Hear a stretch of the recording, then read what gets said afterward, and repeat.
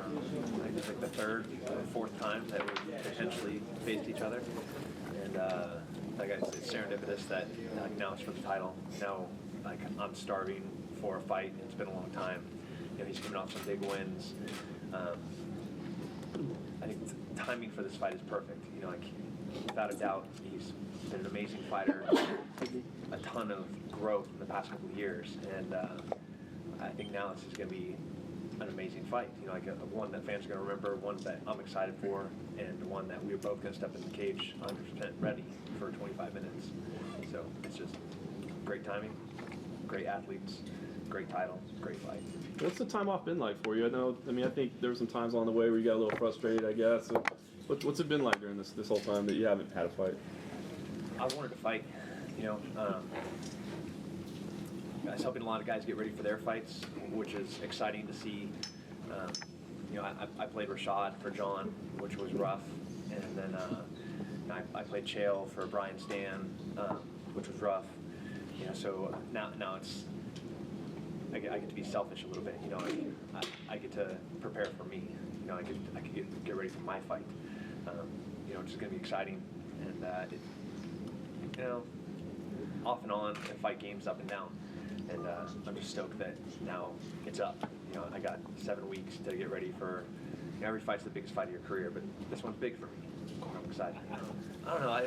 People have this perception of, you know, Rangers and snipers and Green Berets that's just so skewed. You know, like we're heartless murderers and baby killers and just such toilet. You know, like we're all family guys. You know, we love all of this country, and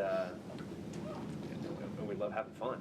You know, like that. I think if you're gonna pick an attribute or characteristic that's most common amongst the special operations community, it's like that we're just, you know, meat-eating, corn-fed American boys that like to have a good time. You know, and sometimes that's making fun of Katy Perry. You know, sometimes that's self-deprecating humor. You know, sometimes that's you know, taking a guy that you like and then try to kill him for 25 minutes. You know, like it's just what we are. You know, so. We're all like this, you know, maybe a screw loose a little bit, but just like to have a good time. And this might play into that a little bit, but Tim, how do you deal with the challenge of having so much time off between fights right now? I train. You know, I'm too dumb to like take time off, but like in whatever 10 months I've had off, I've just trained. You know, I've been to Jackson's 4 times, traveled to a whole bunch of other places to try to improve some of the areas that I knew I was deficient as a fighter. You know, made some great videos. Absolutely. So I just kept myself occupied. Is it difficult to deal with that though? Like kind of wondering when the next fight's going to come around, and as far as addressing your career? No, yeah, maybe the frustrating part was, you know, I walked away from a pretty fantastic military career to fight. You know, and then I've had long breaks between my fights. You know, it's like this frustrating. You know, but my first fight back as a pro was 3 weeks after coming back from Iraq when I fought Jason Mayhem Miller, you know, and then I went to Afghanistan, and I came back, and my first fight with Strikeforce was, I think, on 3 or 4 weeks notice, you know, after coming back from Afghanistan. So, you know, I don't care about breaks. How does that compare to just having a regular fight training camp and coming into a fight? I mean, coming back from combat, and what are some of the differences you deal with as far as coming back in 3 weeks you're from combat into a mixed martial arts sports fight? Yeah, physically we're always in shape wherever we are, but here everything's right. You know, the diet's right, your head's right. You know, you're technically, like, things are actually clicking how they're supposed to. You know, I'm over there hitting a tire with a sledgehammer and picking up 50 cals to do my workout. You know, like here I have the world within my reach. You know, I can get anybody to do anything. You know, a chiropractor if my hip doesn't feel right, or I can see a massage therapist. You know, if it's like I have a short muscle, you know, whatever.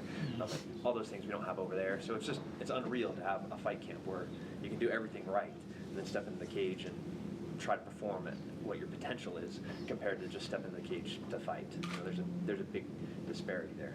Is there any kind of mental adjustment going from a combat situation though? Is there any stress from that coming from combat to there? AK-47, 7.62x3.9, traveling at, you know, like 2,800 feet per second. But so besides that little difference, I'm not going to die in there. That's a big difference. So it's maybe an easier Yeah, adjustment. it's just a fight, you know? Like, we've been fighting for I don't know how long. You know, like, it's just a fight. Like, we have gloves on. We got a guy that's in there to make sure that we're safe. Like there's a person whose sole purpose is to make sure we don't cheat, that we don't get hurt too bad. So, like, it's just a fight. Does he compare to anybody that you faced previously in your career? No. I think he's, you know, he's a very accomplished wrestler in high school. You know, I think he's better at everything than anybody I've fought. You know, he's a good wrestler. He's a great anti-jiu-jitsu fighter.